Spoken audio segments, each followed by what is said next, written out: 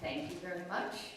And good morning, everybody, members, friends, guests, and those in person and online. And actually, those are some of my polar friends there. The UUSP has been a liberal religious voice in Pottstown for more than 50 years. In fact, I did a little math. And this fall, we will be celebrating our 55th anniversary. Or birthday, maybe, I don't know. Services are different each week. And you hear from a variety of voices. And some you will agree with more than others, but all hope in some way to touch your spirit, your heart, and your mind. We believe that every person matters, and diversity is a gift to be celebrated. We have come from different backgrounds and for different reasons, but we are all here because we have made the choice to join this fellowship family, at least for a day. So whoever you are, wherever you come from, whomever you love, we are so glad to have you here with us today. If it's your first time here and you're in person, go ahead and sign the yes book in the lobby if you haven't already. And if you want, you can get our newsletter, The Sojourner. And of course, everyone is invited to join us because coffee hour is back, and so we are now whole in the social hall after the service. I'm Mary Ryan. I'm your service leader this morning. Our regular pianist is Carly Shell. She called me yesterday. She sounds really bad. So I, in a panic, Lisa! And Lisa Jokiels jumped in to play on piano for us today. And Miranda Van Horn is today's music coordinator. And Rick Dusky is handling the tech duties as always. And now, if we have any announcements, please step up to the mic and let us know.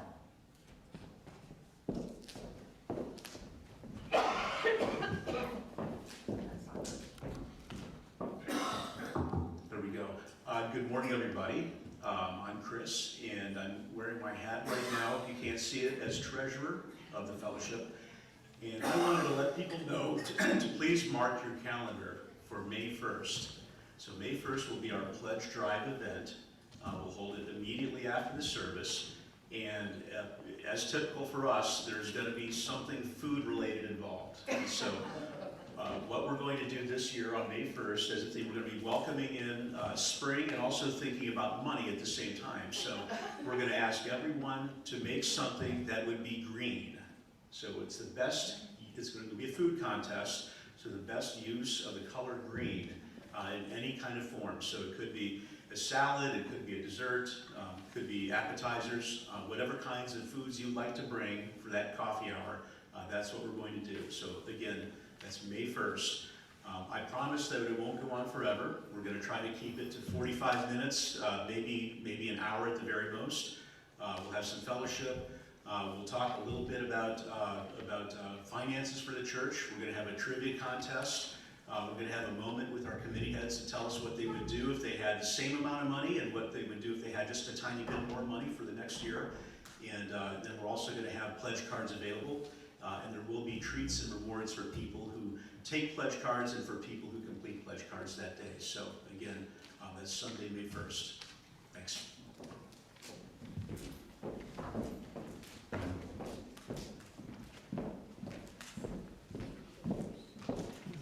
Good morning, I'm Miranda, and this is just a reminder that we're collecting donations to the Pottstown Cluster, who provide some housing support for people who are in need, and they continue that help by supplying things. So we never stop needing things like dishwashing soap, not the dishwasher, but the hand stuff, toilet bowl cleaner, and wipes, disinfectant wipes for counters and things like that. I'm going to be bringing whatever is left in the basket in the foyer to the cluster at the end of the month. Thank you.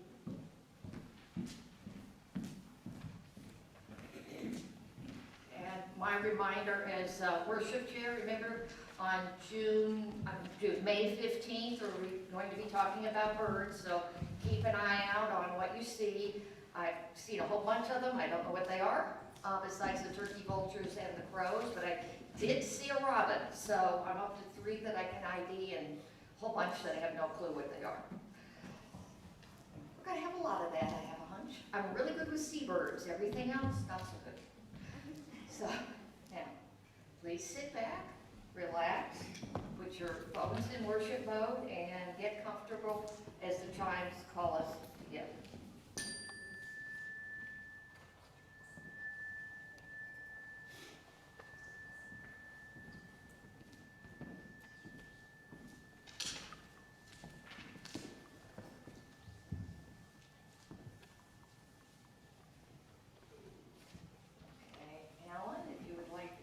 For me.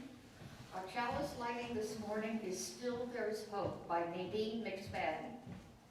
During our darkest night moments, still there is hope. When facing our biggest challenges, still there is hope. When we do all we can, when all we can do is put one foot in front of the other, still there is hope. When we can't find the way out, still there is hope. When all we can do is help to hold someone's hand as they cry, still there is hope. We are the hope for ourselves, for one another, always there is hope.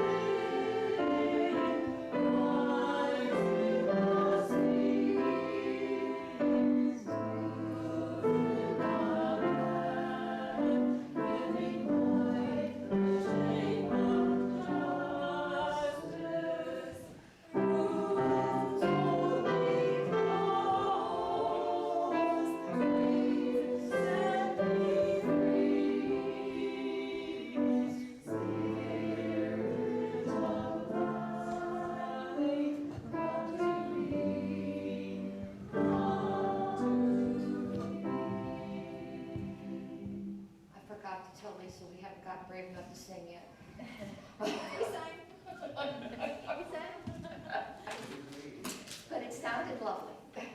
It's nice to hear words with a song. Opening words. We are all explorers. From the first time we crawl on the floor, head around the corner to see what's there, to checking out mystery spot in the backyard, to walks in the woods and down a city street.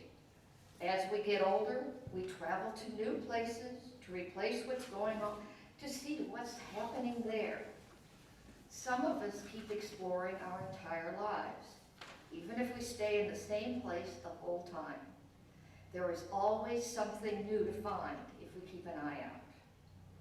We human beings have been exploring our world almost from the beginning. My opinion, if exploring and checking out what was beyond the next horizon wasn't part of our DNA, our ancestors would never have left Africa. The reasons for moving on and exploring have been varied over the years. They're myriad. From just itching to move, to being forced to move by outside forces, to knowing there was something else out there and just seeking to find it. I know this isn't the usual definition of exploration, but as I started thinking about this, it hit me that we are all natural explorers in one way or another. Some people take exploration even farther and become famous the world over. We all know the names Perry, Scott, Amundsen, Lewis, Clark, and Cousteau. Then there are those such as Glenn, Armstrong, Alden, and many others who have left the bounds of Earth to explore outer space. Today we're talking about an explorer who is best known for an expedition that never accomplished its goal, to walk across Antarctica via the South Pole. While Sir Ernest Shackleton did not succeed at his stated goal, he did succeed in something far greater. And it shows that even failure can be incredibly inspiring and successful. Okay, and as you heard, I needed a music coordinator this morning because I was trying to find the music that they listened to while they were on this expedition. They did take a gramophone and they ordered extra needles because they knew they were going to be there for a couple of years. Unfortunately, they did not specify that they were for a gramophone. So when they opened up the needles, they had a whole bunch of sewing needles that they didn't need.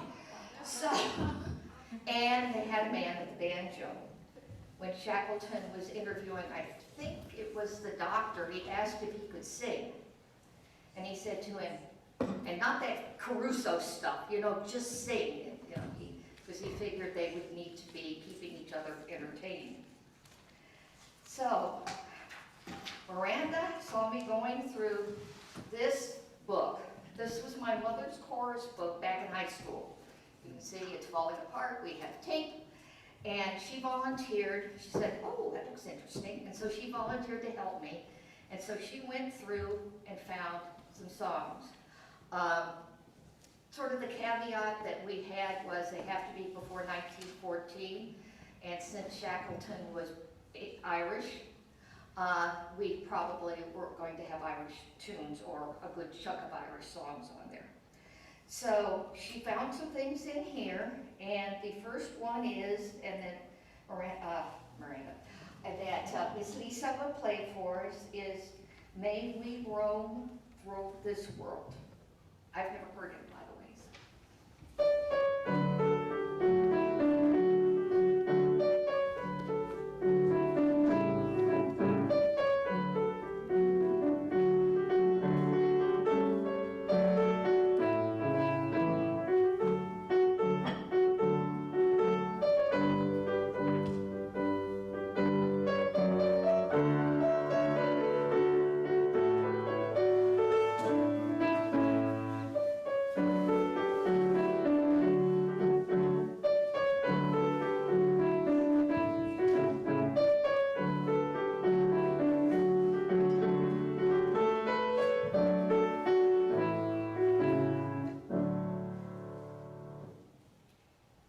Now it is time for Miss Ruby, our lovely RE coordinator, to come up for the Children's Minute, or the Story for All Ages. I think she's got an interactive thing planned for us this morning.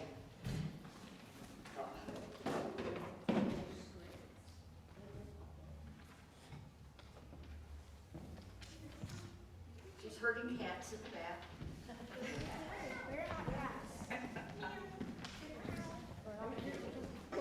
Pigs and cows and ducks.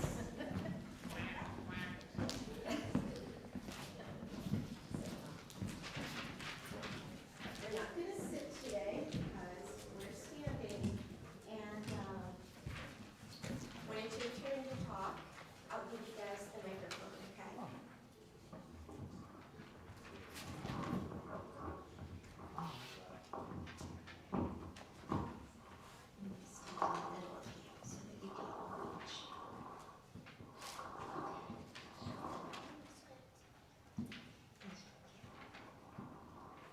Good morning. I'm Miss Ruby, and today we have a little play that is part of our RE program. We're learning about Principle 4, the search for truth and meaning. And I see my husband taking a video of me in the back. Now I'm getting really nervous. This story is from the Love Surrounds Us curriculum, and it's called Many Paths to God. And I'll start as the narrator. I have to take off my glasses so I can see. Okay. Once upon a time, 4 travelers from different lands met near a mountain. Can I see my travelers?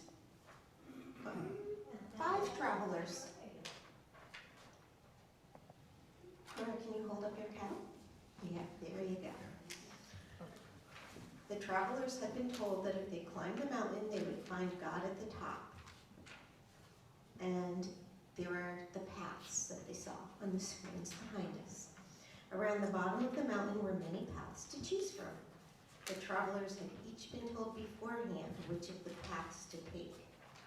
They also had been told that only one path would bring them to God. The travelers met each other at the bottom of the mountain and told each other of their search for God. Travelers, let's meet at the bottom of the mountain. Okay, who's puppet? Who's puppet 1? Is it you? Yeah. Puppet 1. I am trying to find God. I have been told all these paths are the right path to take. This one. All these paths. The right path to take is this one. At the top I will find God, the great mother of all. Number 2. That's interesting. I have been told that the right path to take is a steep cliffside path over there.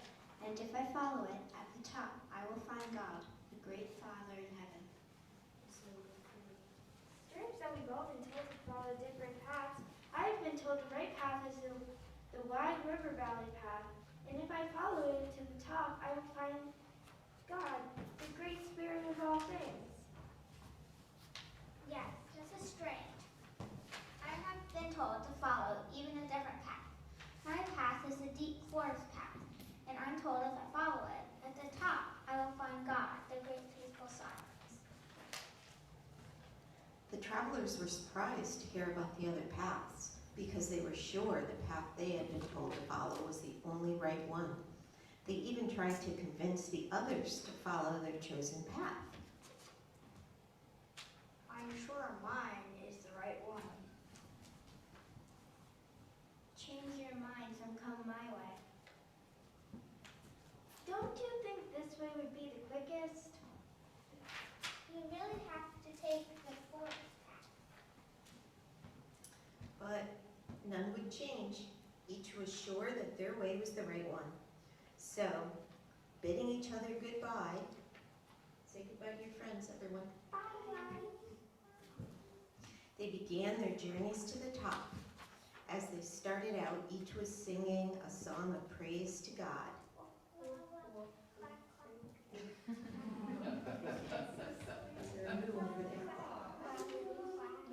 They could hear each other's songs in the distance, and they all thought the other songs sounded strange.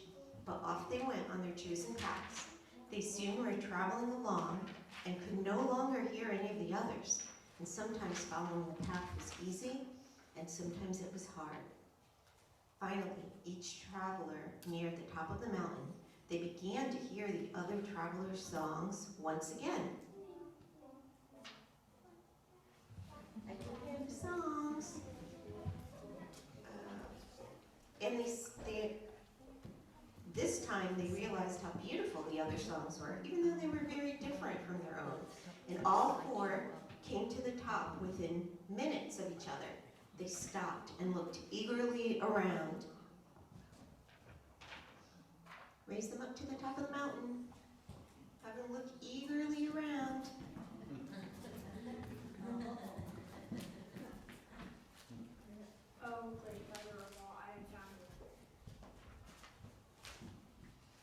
O great Father in heaven, I have found you. Oh, Spirit of all things, I found you. O great peaceful silence, I have found you. But all of them were singing and calling out to the same God. Then they all realized that they had been searching for the same thing, though each had called it by a different name and each had taken a different path. Can I have a slide change, please?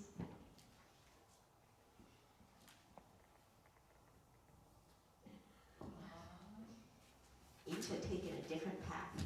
At this, they reached out for each other's hands, formed a circle right there on top of the mountain, and began to sing again. And now, as each of them sang their songs, there seemed to be only one song, a joyous song for loving God. Slide change, please.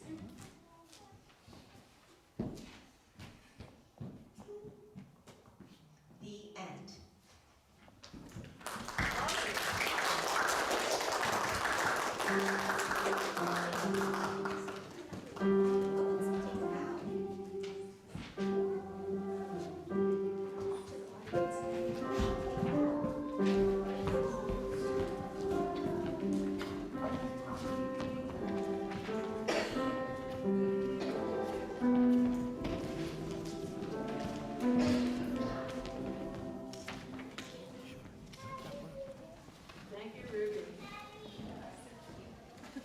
Thank you. That was fun. One reason the UUFP has been able to stay in business, be a presence in Pottstown for 55 years, is through the generosity of its members and friends. The building we built our meeting in was built by members on land donated by a member. It is another way of saying we wouldn't be here without the generous contributions of those who step through our doors each week. So, in that spirit, John will take the basket around and we will start passing the way we used to when we find the other two, so that we can keep our lights on and continue to provide a liberal religious presence in Pottstown and environs. Thank you.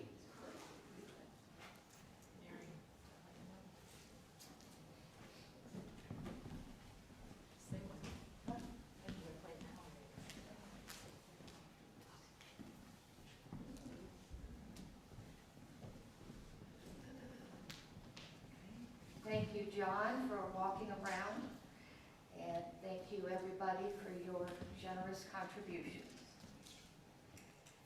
And Lisa is now going to play another song for us from our well-used book, Believe Me, If All Those Endearing Young Charms. Very interesting name, if I say so myself.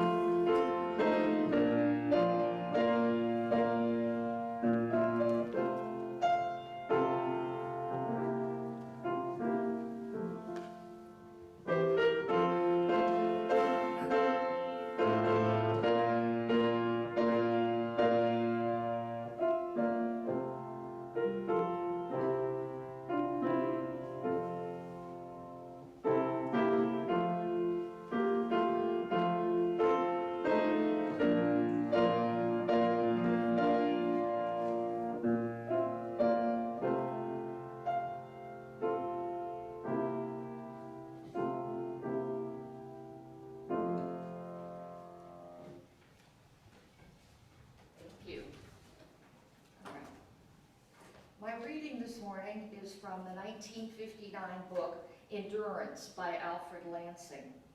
And I bought this before I went on my trip to this January, and to do some homework and to know where I was heading. And when we went to Antarctica, South Georgia, and the Falklands. And then I found, I think there were 2 or 3 more copies in the library on the ship, but I had it read first. So and this is starting with the very first page. The order to abandon ship was given at 5 p.m. For most of the men, however, no order was needed. Oh, I can't read. Sorry. Well, that doesn't work either. All right. No order was needed because by then everybody knew the ship was done and that it was time to give up trying to save her. There was no show of fear or even apprehension.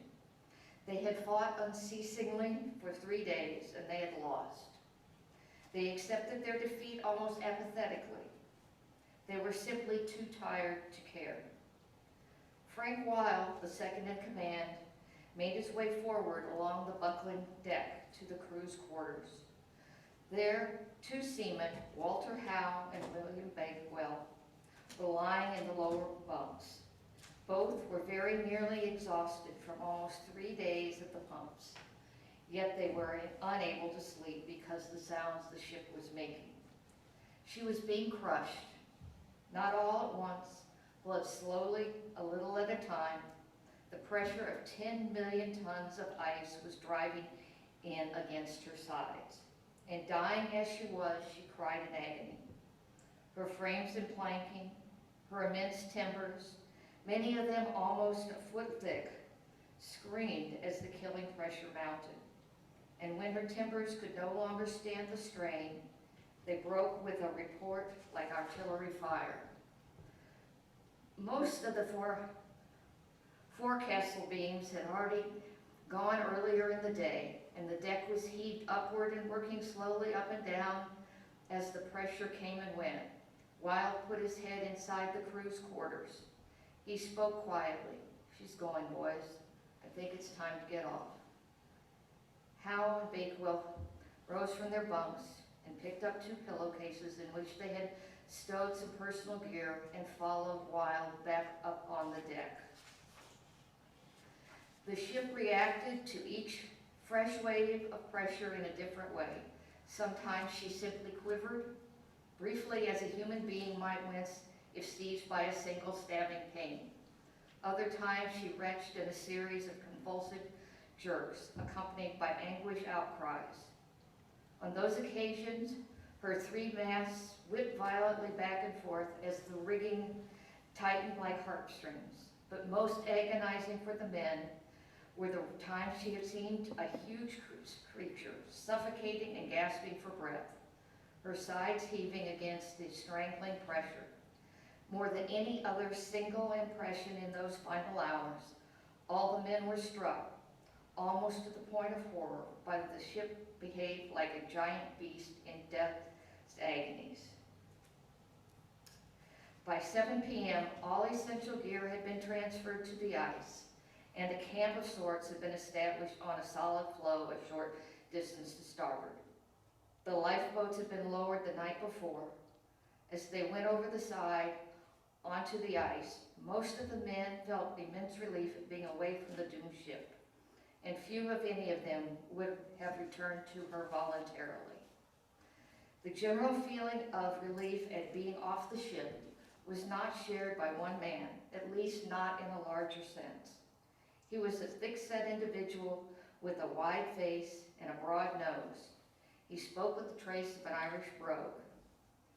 During the hours it took to abandon ship, he had remained more or less apart from as the equipment, dogs, and men were gotten off. His name was Sir Ernest Shackleton, and the 27 men he had watched so ingloriously leaving their stricken ship were the members of his Imperial Transantarctic Expedition. The date was October 27th, 1915. The name of the ship was Endurance. The position was 69 degrees 5 minutes south, 51 degrees 30 minutes west, deep in the icy wasteland of Antarctica's treacherous Weddell Sea, just about midway between the South Pole and the nearest known outpost of humanity, some 1,200 miles away. Okay. Imagine the coldest day of your life. Imagine you just wanted to go inside and have a cup of hot chocolate or coffee, Maybe sit by a fire or huddle under a blanket until you got warm. How long were you outside? Or did you even have to go outside? I could tell you the coldest day of my life, January 20th, 1985. The coldest day on record in Chicago. The temperature was 27 degrees below zero. The wind chill brought it to 78 below. The only thing exposed on most of our bodies were our eyes, and that was just so we could see where we were going. Including walking from my car to the train station, waiting for the train, then walking from the train station across the Chicago River and across Wacker Drive into Sears Tower, which creates some winds of its own. I was probably outside half an hour maximum, and I still shiver when I think about it. It was brutal. But I had a fur coat, warm gloves, hats, scarf, and was going from a heated car to a heated train to a heated building. Now imagine being in brutal cold, where zero would be considered a heat wave, being wet a good deal of that time, and being in those conditions for months on end. Those were the conditions of the men on the endurance expedition. Next team found themselves on those ice floes. It was Sir Ernest Shackleton's third voyage to the White Continent, and he was 40 years old. His first was as a member of the National Antarctic Expedition led by Robert Scott in 1901 to 1904. They reached within 750 miles of the pole, the deepest penetration of the continent to that point. Shackleton was sent home early by Scott because he was ill. His second was as the leader of an expedition in 1907 to 9, and they had announced the pole was their goal. He and 3 others got to within 97 miles of the pole, but they turned back because they realized they didn't have enough supplies to get to the pole and back. And then after a perilous trip back, he was hailed as a hero in Britain and he was knighted. In March 1911, he wrote his wife Emily that he wouldn't try for the pole again as someone else surely would reach it soon, and said he wanted to do a transcontinental expedition. And he was right. In early 1911 and 12, Norwegian Roald Amundsen and the Briton Scott were on the race to the pole. Amundsen won by a month, and Scott and his 3 companions died on their way back. Shackleton said, after the conquest of the South Pole, there remained one great object, the first crossing of the Antarctic continent from sea to sea. The distance will be roughly 1,800 miles. Half will be over unknown ground. Every step will advance geographic science. It will be the greatest polar journey ever attempted. Clearly, he was not one to suffer from a lack of confidence. Many called his plan audacious. And I'm putting up maps because this is the part of the globe that when you're looking at a globe, it's down here, and so you never actually see it.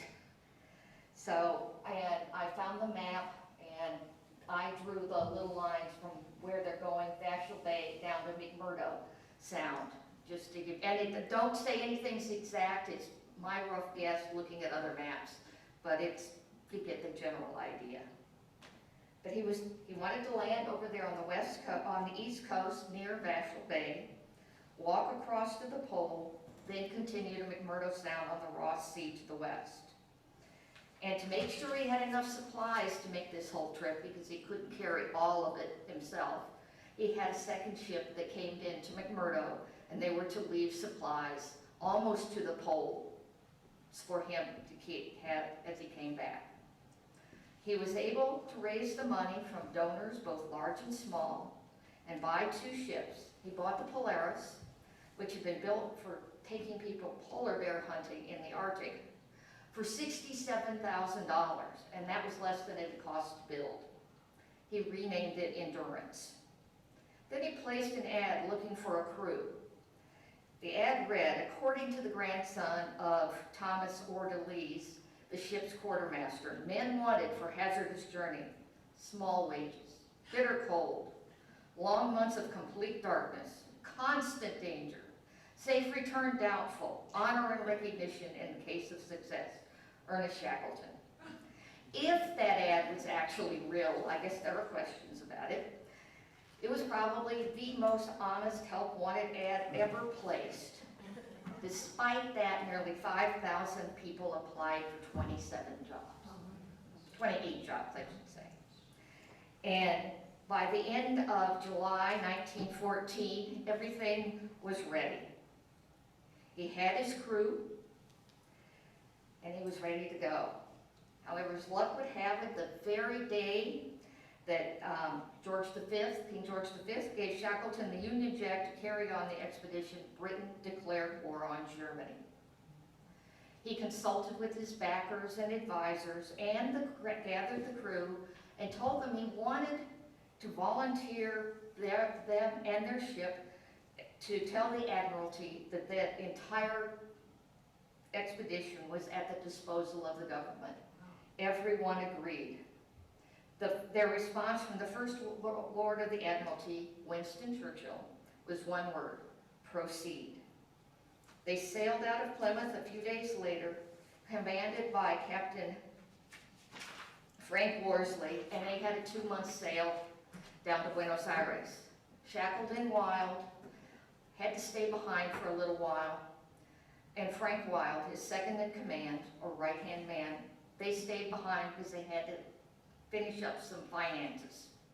And they took a faster commercial liner to Buenos Aires. 3 crewmen were let go because they had behavior issues in Buenos Aires, and they were replaced by 2 others. And expedition photographer Frank Hurley joined the team from from Australia. And this is a picture that Hurley took of the crew. They left on October 26th, and the next morning, some of the crew let the boss, as Shackleton was called then, they had smuggled a stowaway on board. They figured it was safe to tell him now because they were so far out to sea he couldn't turn around. The boss was not happy. He let loose with a tongue lashing that ended with this: "Finally, if we run out of food and anyone has to be eaten, you will be first. Do you understand?" The stowaway, Perce Blackborough, smiled and nodded and was assigned to help the cook, Charlie Green, in the galley. The Endurance sailed into the whaling station in Gravinken on South Georgia Island. It didn't look like that then, but that's it. On November 5th, 1914. While there, the whalers said that the ice conditions in the Weddell Sea were some of the worst that they had ever seen, and they are never easy, even today. There's still times that ships cannot get through. So they said, they tried to convince him, put it off, but putting it off meant a year.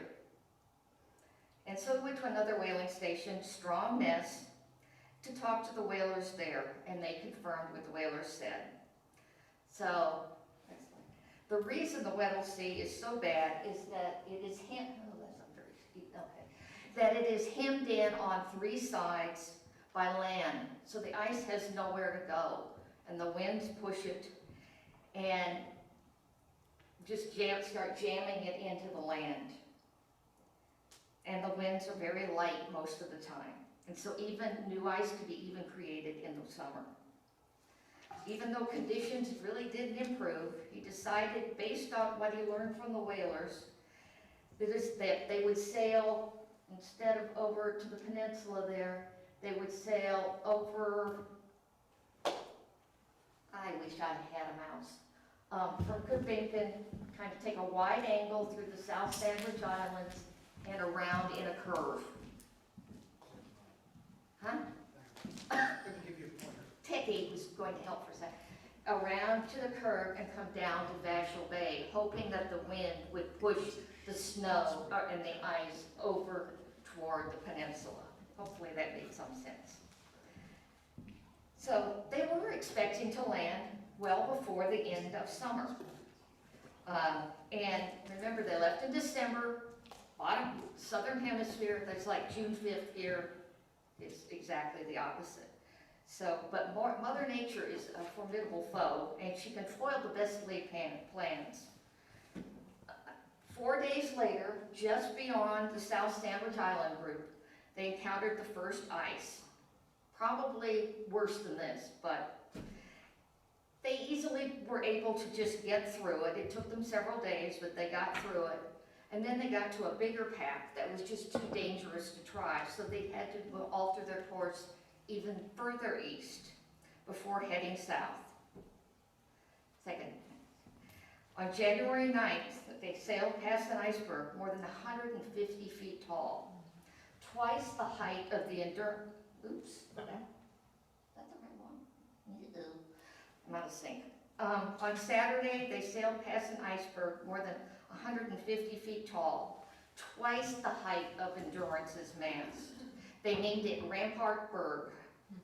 And when they looked down, they just watched it, the keel under the water, because you know it's about 90% of the iceberg is underwater, so it probably went down another 1,000 feet.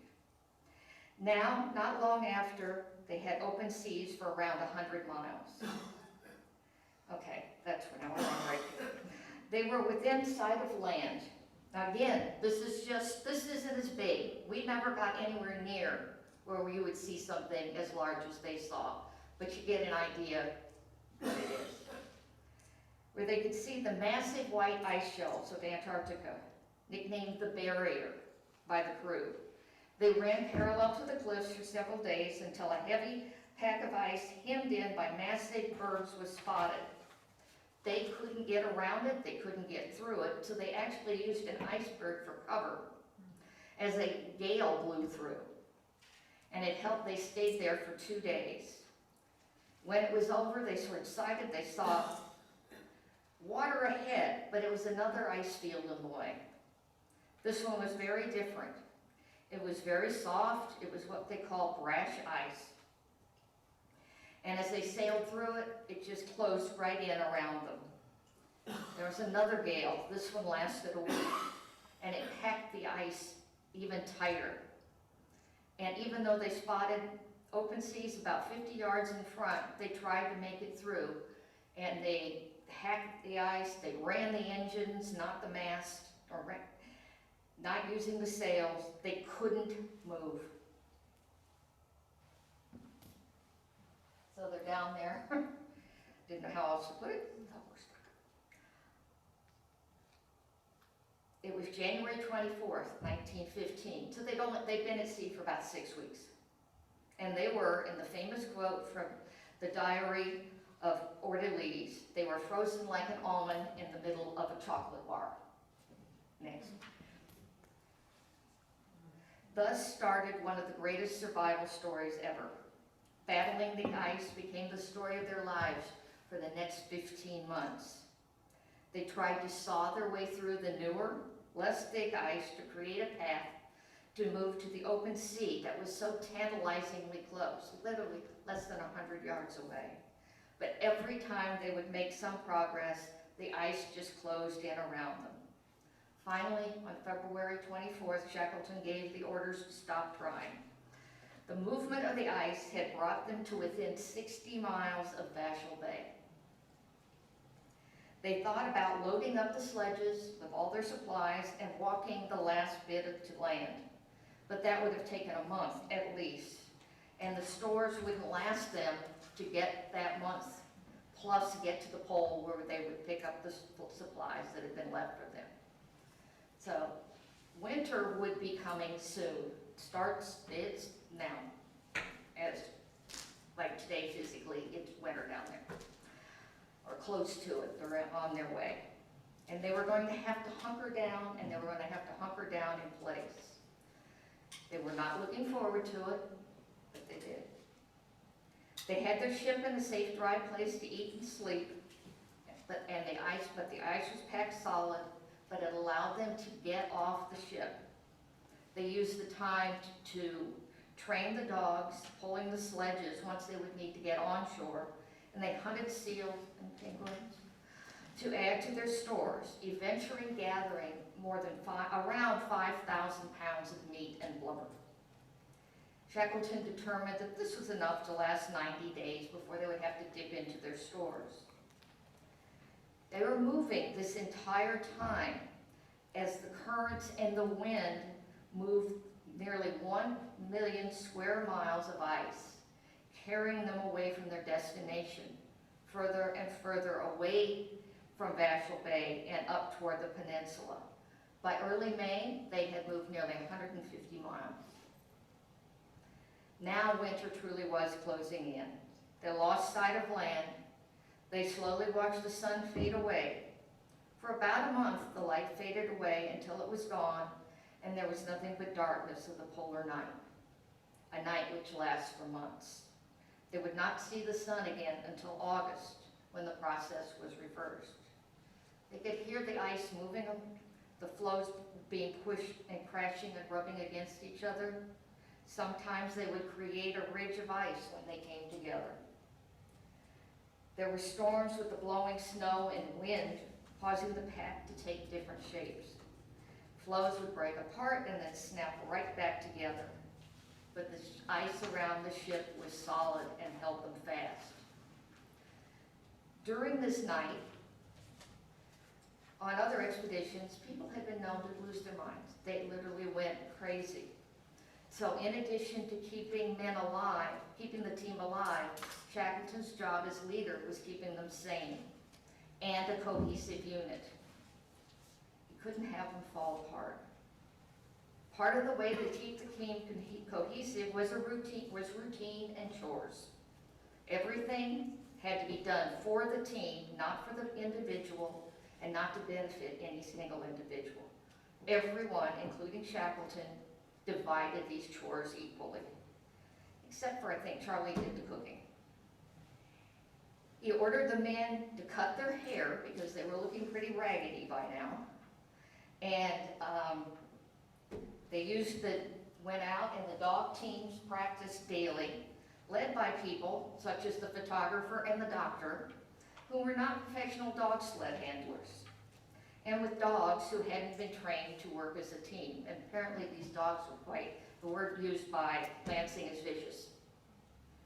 They named their living area on the Endurance the Ritz. Orderlies wrote in his diary, "We seem to be a wonderfully happy family. But I think Sir Ernest is the real secret of our unanimity. Considering our divergent aims and differences of station, it is surprising how few differences of opinion occur.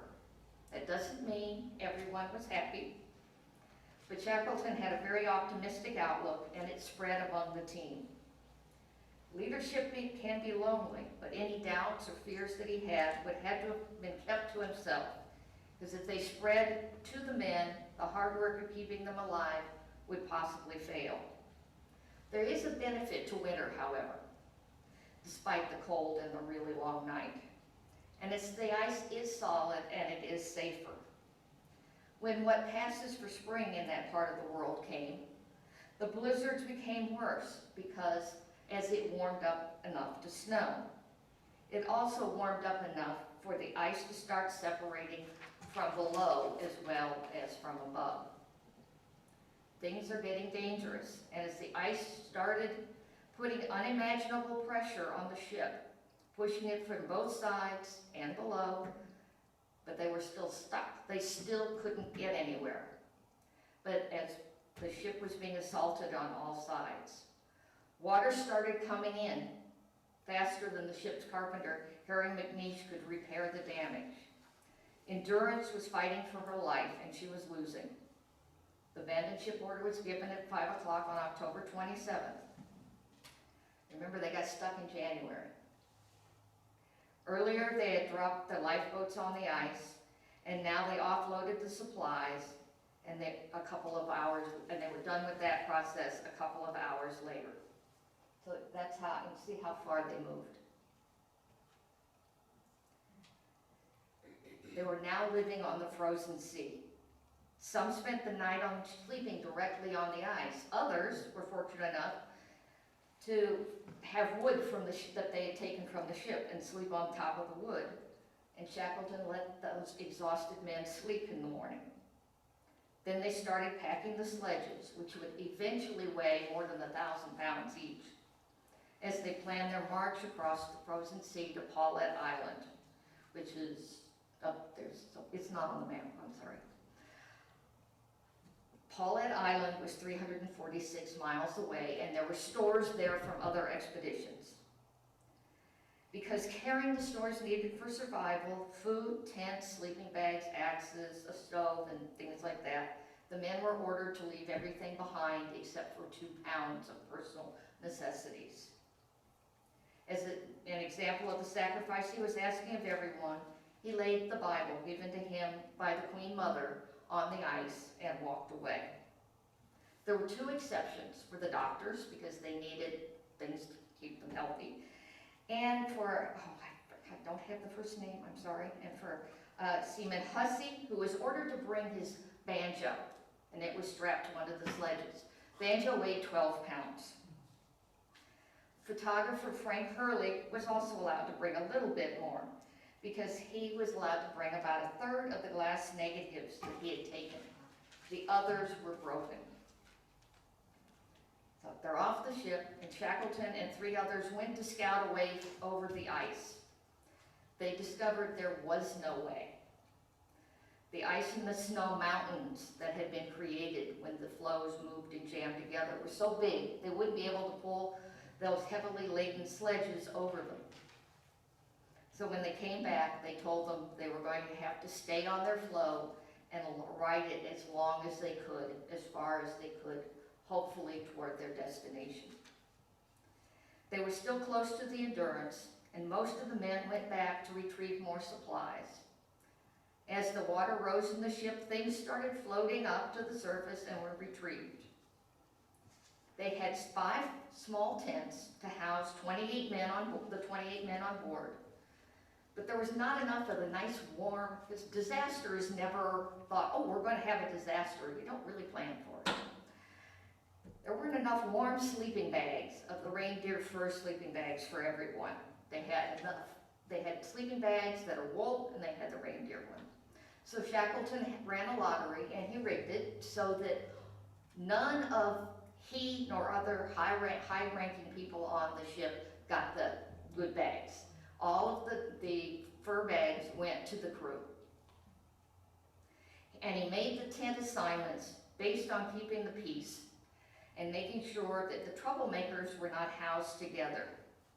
They were assigned to Shackleton and to Wild's tents. They set up what they called Ocean Camp, always inside of the Endurance, and they kept going back to retrieve what they could. McNeish used boards from the ship to add to the lifeboats to take them more seaworthy. They settled into a routine and had drills for breaking camp, doing things such as practicing loading the lifeboats quickly should they have to evacuate due to the ice breaking up. Storms were greeted with a mixture of joy and misery. You were miserable because you were in that tent and it was cold and it was wet, but storms moved them closer to where they wanted to go. They didn't worry about food as they had those 5,000 pounds, plus they went seal hunting daily. On November 21st, a salvage party noticed that the ice floes driven into the side of the ship were moving. Shackleton was watching Hurley and his dog sled team around 10 to 5 when he noticed the Endurance's stack disappear.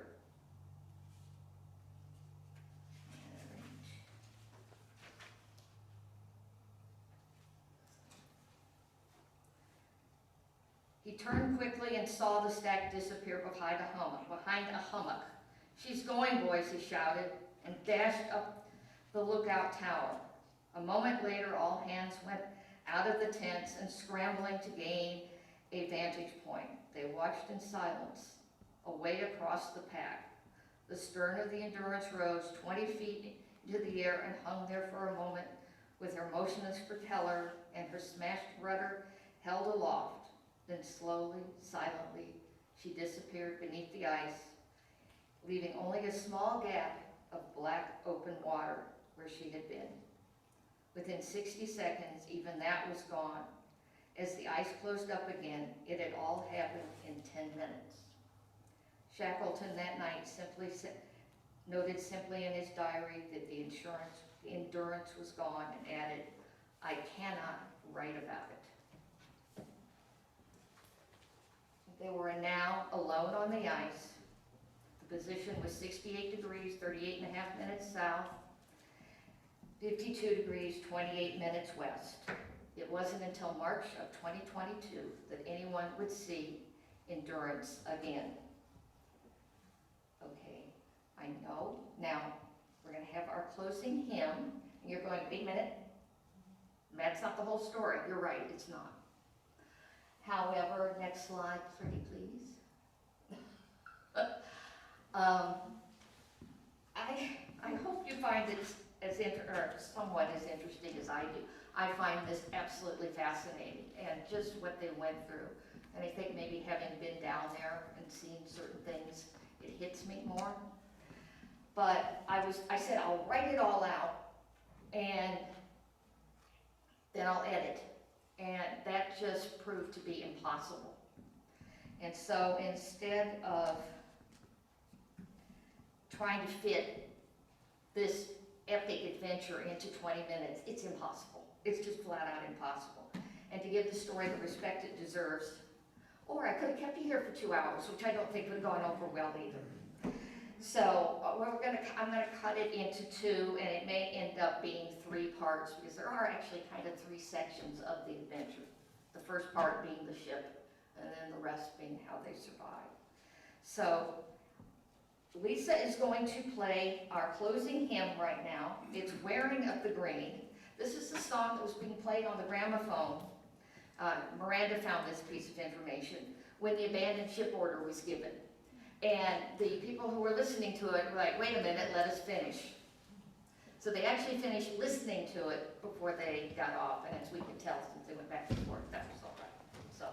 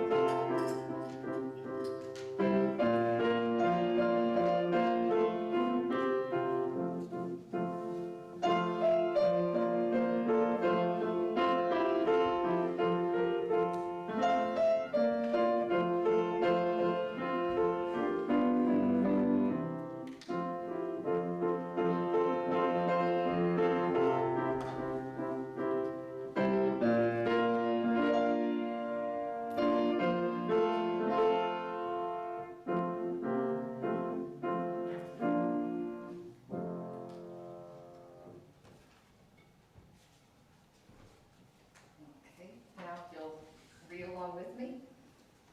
We extinguish this flame, but not the light of wisdom, the warmth of community, or the fire of commitment. These we carry in our hearts and in our hands until we come together again. Okay, and thank you very much. I hope you can understand a little bit about what these men went through, and I hope they'll be back for part 2, which I think we've scheduled for May 22nd, right? It's the week after the birds. So, not Alfred Hitchcock's birds, but our bird thing.